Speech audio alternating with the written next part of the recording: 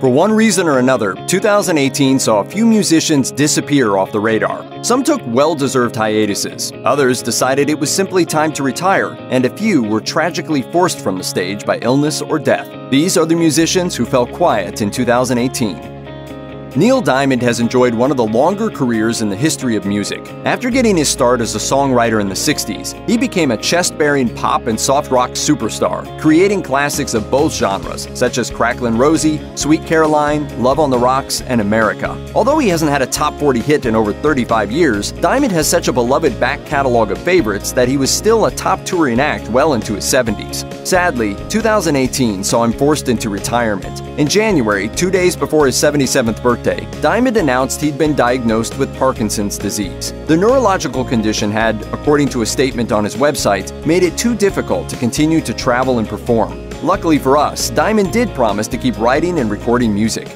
Amen, brothers.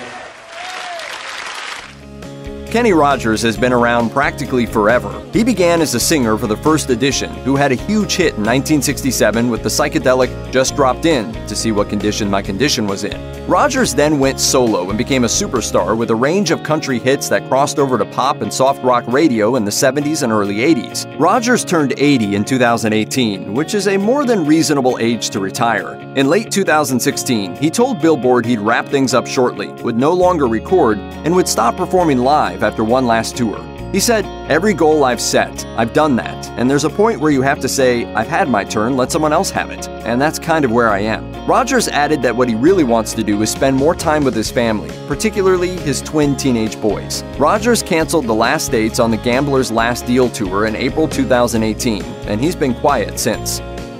Few musicians can touch Adele in terms of sheer popularity. She's one of the top-selling artists of the 21st century, as all three of her albums, 19, 21, and 25, have all sold millions of copies each. More people bought 25 than any other album released in 2015. But that Grammy-winning album also marks the last time Adele put out a record. She followed 25 with the Adele Live Tour in 2016, which took her all around the world well into 2017. But 2 shows of a final stand at London's Wembley Stadium had to be cancelled because the singer had damaged her vocal cords. That's about the last time Adele made any major musical headlines. The future looks brighter, however, with the confirmation that her 4th album is in production and will drop in 2019 at the earliest.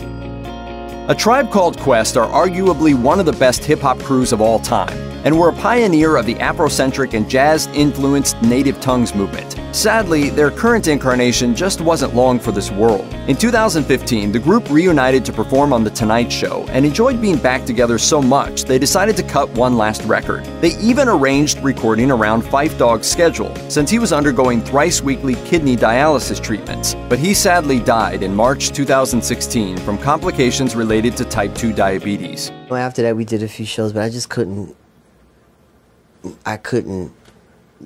move without him there.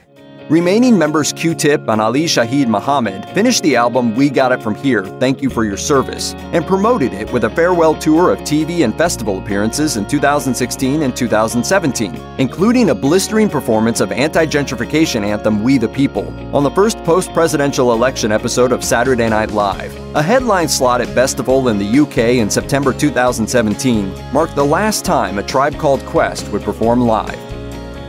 Green Day has been playing, recording, and releasing music so consistently for so long that the punk pop legend's sudden disappearance is more than a little conspicuous. Between 1994 and 2016, Green Day released 10 studio albums and 2 live records, as well as helped create the Broadway musical American Idiot. Frankly, those guys were probably in need of a well-deserved break, and their absence in 2018 shouldn't really come as much of a surprise. The band's last album was the 2017 compilation Greatest Hits, God's Favorite Band. But they're not dead yet. In the summer of 2018, drummer Trey Cool hinted on Instagram that his band was prepping a 2019 tour to celebrate the 25th anniversary of their first album, Dookie. Billy Joe Armstrong also commented on an Instagram live video in December 2018 that he's still working on new music. Here's hoping.